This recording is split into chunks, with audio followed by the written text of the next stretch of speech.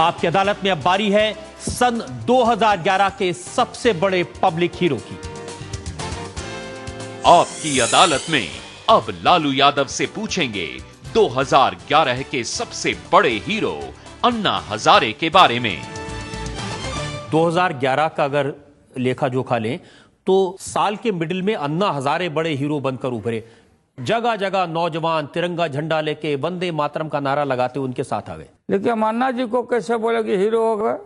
अब ये हीरो कहने का मतलब आपका है, ये कहना चाहते हैं कि लोकपाल बिल पास हुआ। कहाँ पास हुआ? न पास हुआ न फेल हुआ, अधर में लटका हुआ। मैंने पूछा, अन्ना हजारे जी से पूछा, उनके टीम के लोगों से पूछा कि हम जानना चाहते हैं, सब देश जानना चाहता है कि सिविल सोसाइटी का चुनाव कब हुआ। आप ये 5 आदमी कब चुने गए? प्रशांत भूषण, उनके पिताजी शांति भूषण, किरण बेदी, केजरीवाल, और आप तो ठीक है गांधीवादी आदमी हैं, अच्छा ठीक है, लेकिन इस देश में दोबारा कोई गांधी नहीं हो सकता और दोबारा कोई लोकनायक जयप्रकाश नहीं हो सकता। आप बताइए कि आप 5 आदमी का चुनाव कब हुआ? On the behalf of the country, people, नागरिक, सिटीजन। 30 करोड़ आबादी है। ये जो 5 लोग की आप बात कर रहे हैं, इनको रिकॉग्निशन तो सरकार ने दिया था। मैं वही कहने जा रहा था, तब तक आप टोक दिया।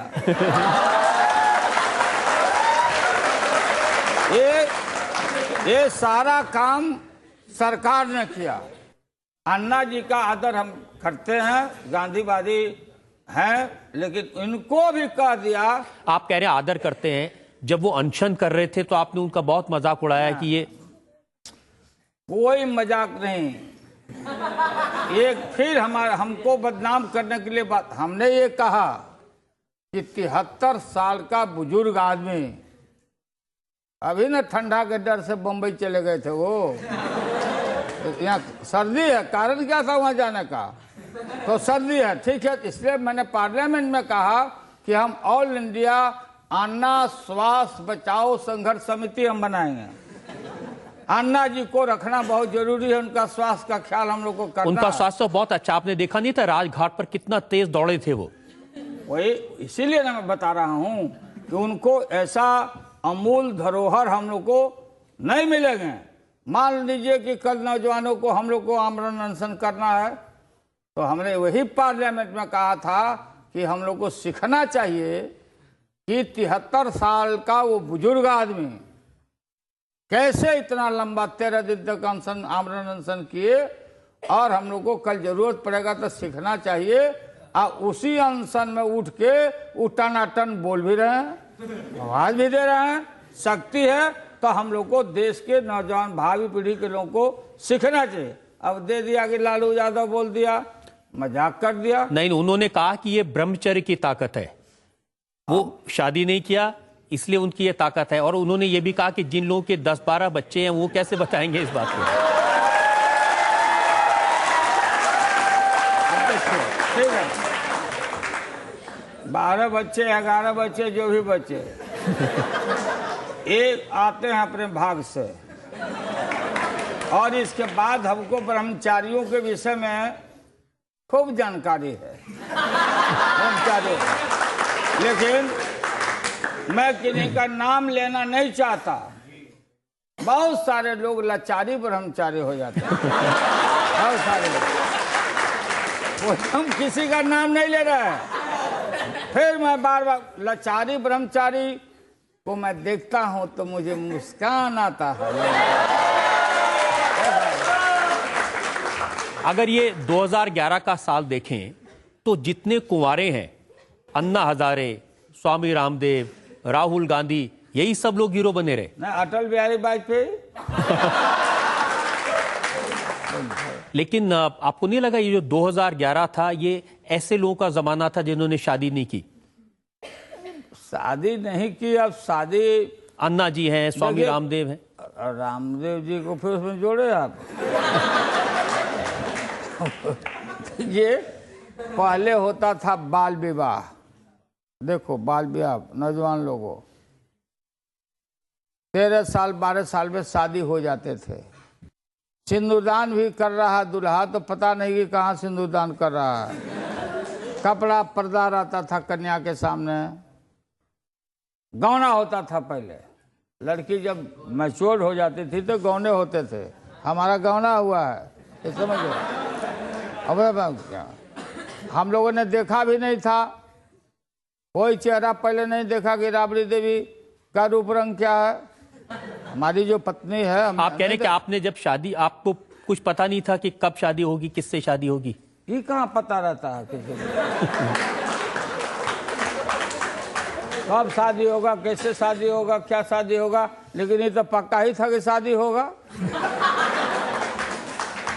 और रीति रिवाज जो हमारा संस्कृति है उसके अनुसार हम शादी किया।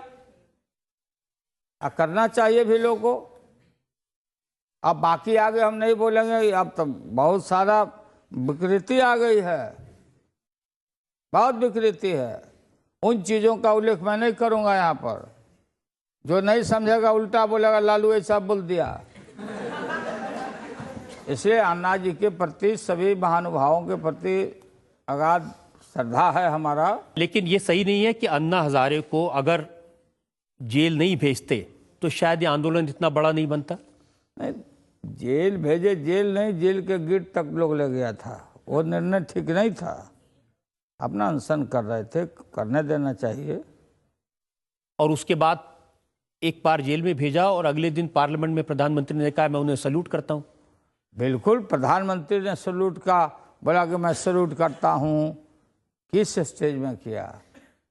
अब ये जो अपने डॉक्टर साहब हैं त्रेहन जी, डॉक्टर नरेश त्रेहन, तो हम तो हमारा दोस्ती है उनसे, लेकिन ये भी देखे कि अन्ना हजारी जी का स्वास्थ्य एक दिन ठीक कर देते थे और दूसरे दिन बीपी बहुत बढ़ा देते थे।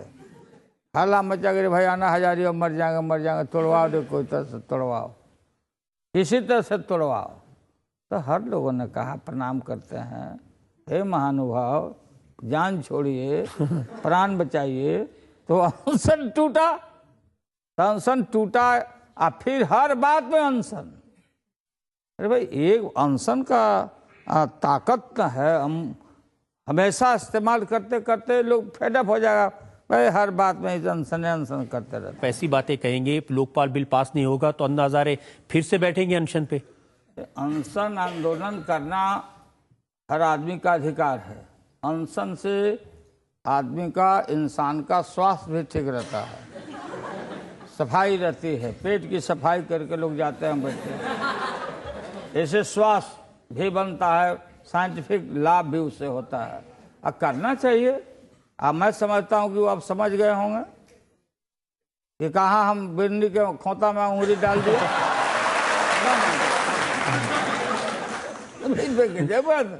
कंट्री केजरीवाल भाई, एक रिटायर्ड ब्यूरोक्रेट किरण बेदी, एक केजरीवाल, हम कोई आरोप लगाया और क्या कोनो बोला कि इतना ही लाख रुपया ले लिया था। किरण बेदी ज्यादा भाड़ा लेके क्या कर दिया, हम नहीं लगाए हैं, कोई आरोप नहीं लगाया। अभी बताओ, रामलीला मैदान में हुआ जो अनशन हो रहा था।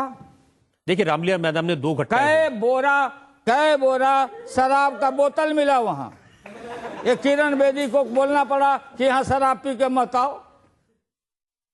हम बोले हैं, ये बोले हैं, हम तो घेर लो एमपीओ को, घेर लो, घरों घेर को घर लो, घेर लो इनको, घेर लो। तो घेर लो तो हम वहीं बैठे हुए थे अपने घर में। घेर लो। तो आपकी नाराजगी उनसे इसलिए है कि वो एमपी के खिलाफ बात करते हैं? एमपी ही नहीं, ये लोकपाल बिल चाहे, इससे वो भी बोल चुके हैं कि इससे भ्रष्टाचार नहीं मिटेगा, नहीं मिटेगा, वो भी बोल चुके हैं। सब लोग मानते हैं। देखिए लालू जी, अन्ना हजारे एक ऐसे आदमी हैं जो मंदिर में रहते हैं। वो कहते हैं मेरे पास एक थाली है, एक लोटा है और अपने लिए कुछ नहीं चाहिए। ये लोगों के लिए, जनता के लिए भ्रष्टाचार विरोधी सख्त कानून बने, इसके लिए लड़ रहा हूं।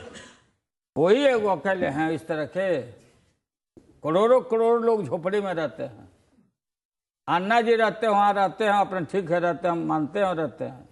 कौन मंदिर में रहते हैं? जादव बाबा, जादव बाबा का मंदिर है, वो जादव बाबा का साष्टांग करके तबे कहीं से निकलते हैं। क्यों सफाई दे रहे हैं भाई? कौन आपसे हिसाब मांग रहा है? आप पार्टी बना लीजिए, आप सब खड़ा करा के आज जीत के आ जाइए, राज करिए। यहाँ बने बिल बने भले, अब बनेगा तो हमारा 4 MP बना देगा क्या?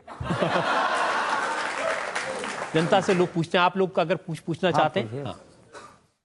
इतना आदमी पूछोगे? ये सब लोग हैं। आप फर्स्ट रो में। हाँ। कहते हैं जब तक रहेगा समोसे में आलू, जब तक रहेगा समोसे में आलू, हमें कब तक डराएगा लालू जी भ्रष्टाचार का भालू? कोई भालू नहीं डराएगा। रूखा सूखा खा के नींद से सुतिए आप। देख वीरानी चुपड़ी मत ललचाओ जीव। अब बात समझ गया? अब अपना देखो, ठीक है? साईं इतना दीजिए जामे कुटुंब समाए, मैं भी भूखा ना रहूं, साधु भूखा न जाए। है प्रभु हमको इतना ही दीजिए जिससे मेरा परिवार। ये करिए।